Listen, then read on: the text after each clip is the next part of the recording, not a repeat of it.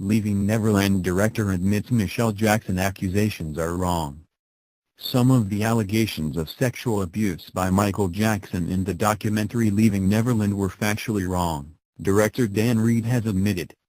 The timeline given by alleged victim James Safeshuk mismatched the dates he said in the documentary.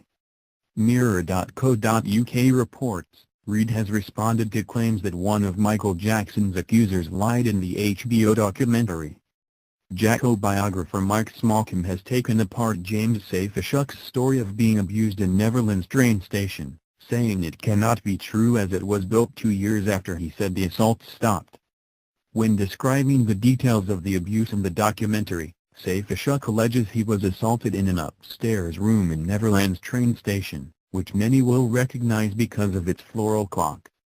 Smallcombe alleges this is seemingly impossible though, as Safeshuk claimed both in interviews and in his lawsuit against Jackson's estate that he was abused from 1988 until 1992, when he was 14. Sharing construction permits on Twitter, Smallcombe showed that Neverland's train station was approved on September 2, 1993, adding that it opened in 1994. This prompted filmmaker Dan Reed to respond directly to the biographer's claim on Twitter but has only stoked up further anger with Smallcombe by seemingly suggesting that Safeshuk had got his own dates of abuse wrong. Reed tweeted, "Yeah, there seems to be no doubt about the station date.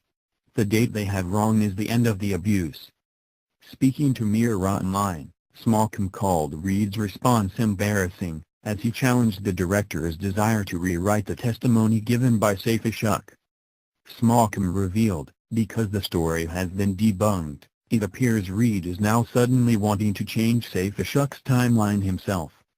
Firstly, I'm shocked that he's spoken on Safeshuk's behalf.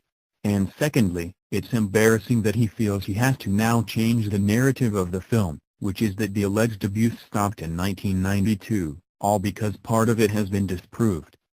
That's what happens when you take allegations like that at face value, and make no attempts to scrutinize and investigate whether they are true. Safeshuk has been explicit, both in numerous interviews and under oath in court, that he is alleging the abuse stopped in 1992, when he was 14. Smallcombe added, by acknowledging the build date, Reed is essentially confirming that Safeshuk's claim of being abused in Neverland's train station between 1988 and 1992 is impossible.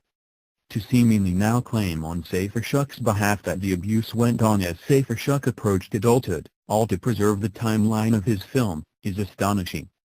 Smallcombe also recently claimed that the allegations of Wade Robson, the other accuser in the documentary, were disproved by his own mother and historic court documents. He said testimonies from Joy Robson show at least some of his allegations cannot be true.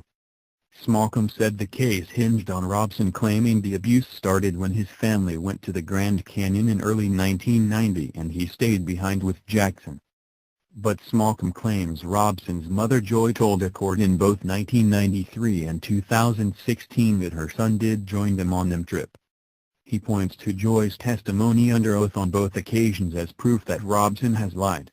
Robson himself testified in 2005 that the first time he had stayed alone with Jackson was in 1993. Mirror Online has contacted Dan Reed's representatives for comment.